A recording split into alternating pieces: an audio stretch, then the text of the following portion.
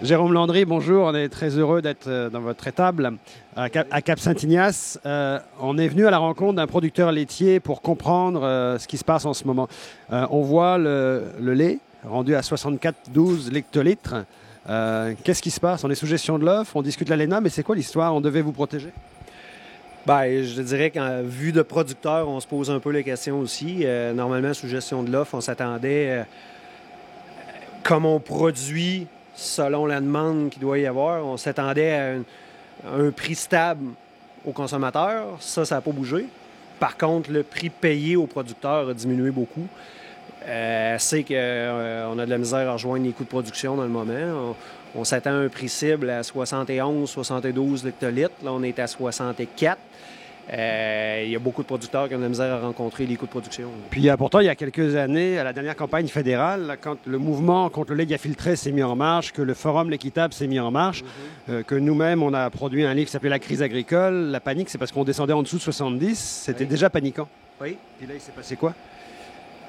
C'est dur à suivre. Évidemment, on n'a pas toutes les réponses, puis on aimerait bien les avoir. Là, il y a des mouvements qui se font, là, justement, là, pour essayer d'avoir plus d'informations, pour aller à nos dirigeants, savoir exactement ce qui se passe. Le contexte mondial, entre guillemets, nous place dans une drôle de situation. Par contre, du point de vue des producteurs qui ont fait des concessions, qui ont accepté, entre guillemets, parce qu'on était d'accord de le faire, de produire, entre autres, un cahier de charge qui ferait que de dissocier le lait du Québec versus le lait qui viendrait de l'exportation, bien, on aimerait avoir une plus-value à ce lait-là si jamais les frontières sont ouvertes. Mais Croyez-vous que c'est encore qu'on est peut-être sur le bord d'ouvrir les frontières? Ça peut être ça la tendance? Je sais pas. On essaie-tu de rendre la justification de la gestion de l'offre plus là? Je sais pas. La question justement qu'on se pose, c'est est-ce que notre gestion de l'offre, qui selon nous a encore sa place puis est justifiée, on essaie-tu de la rendre moins importante, moins nécessaire aux yeux des producteurs pour qu'il y ait moins de mouvements de lobby, entre guillemets? D'une certaine façon, pour faire en sorte que si les producteurs se disent le prix baisse, quoi qu'il en soit, gestion de l'offre ou pas gestion de l'offre, ça aiderait un peu les politiciens à passer la pilule. Oui, cette explication-là est aussi bonne puis que de dire, ben si demain matin la gestion de l'offre tombe, c'est peut-être plus 64 qu'on va avoir, c'est peut-être 50, je ne sais pas.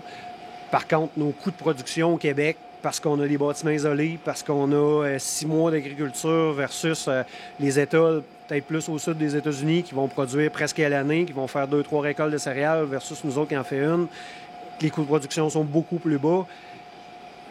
Le temps, supposons là, que les frontières ouvrent, qu'il n'y ait plus de quotas, bon, évidemment, il va y avoir des compensations qui devraient être versées, mais pas à la valeur totale de l'investissement qu'on a ou au moins des acquisitions qu'on a faites. Par contre, il va y avoir une période où le prix va vraiment tomber parce que les surplus écoulés ailleurs vont être livrés sur notre marché parce qu'ils sont capables, même à perte, d'emplir nos marchés. Par contre, à moyen et long terme, je pense que c'est le consommateur qui serait perdant parce que tant et aussi longtemps qu'on est un État, ou en tout cas, qu'on est une nation qui produit ses produits, bien, on peut avoir un prix équitable pour tout le monde, autant pour le producteur que le consommateur. Puis on assure une qualité au consommateur aussi. Oui, qui est beaucoup plus grande. Les normes qu'on s'est données au Québec, au Canada, sont beaucoup plus grandes que ce qui se fait, peut-être pas en Nouvelle-Zélande, ces pays-là, mais si on parle entre autres là, du lait qui est produit aux États-Unis, il y a une grosse différence entre le lait qui est produit là-bas versus ici. Là. Puis là, sur les réseaux sociaux, on voit qu'il y a un mouvement qui se met en marche depuis quelques jours, là, avant-hier. Oui. Le 23 mai, il semble qu'il y aura une manifestation à Longueuil. Là, donc, c'est pour protester. En fait, exactement, on proteste quoi, contre le mauvais investissement du syndicat dans ce dossier-là? C'est-tu vraiment notre fédération qui contrôle cette partie-là? Je suis pas assez poussé pour le savoir. Fait que est-ce qu'on va aller protester au bon endroit? Est-ce que nos gestionnaires, entre guillemets, qui font le travail à quelque part, on a le même bain que nous autres un matin. Le producteur qui reçoit 64 pièces lectolitres puis qui siège aussi à Fédération, il est dans la même situation que moi un matin. Est-ce qu'on doit demeurer solidaire avec notre groupement ou est-ce qu'on doit justement les forcer à agir puis aller voir plus loin? Nos membres d'AgroPur, ils sont aussi propriétaires de leurs usines.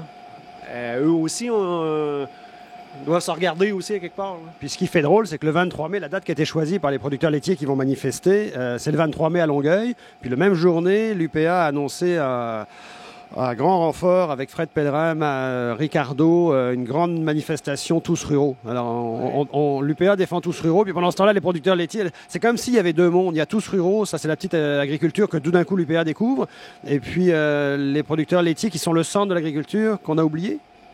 Ben, c'est peut-être pour ça que la Fédération choisit cette journée-là. Peut-être pas pour damer le pion, mais en même temps pour dire hey, nous autres, on est encore là, puis on a besoin d'être là. Puis je pense que ça fait partie de notre modèle. Je suis pas sûr qu'il n'y ait pas de place aux deux modèles. Par contre, le modèle qu'on a choisi puis qu'on a défendu pendant longtemps, c'est celui de se regrouper, d'être fort, puis de tous aller dans le même sens. Je pense que tous ruraux, autant que la Fédération en tant que telle, les deux ont leur place. Mais je pense que dans ce débat-là, il ne faut pas mélanger les deux. Ça deviendrait un peu... c'est peut-être pas le bon moment pour mélanger les deux histoires. Mais en choisissant la même date, il y a quelqu'un qui a mélangé les deux quand même. Oui, là, je ne suis pas en position de dire s'il y a un arrière-pensée. Là, je suis pas... je sais pas, j'ai pas de position là-dessus. Ça a-t-il été fait volontairement? Je sais pas. Merci beaucoup. Ça fait plaisir.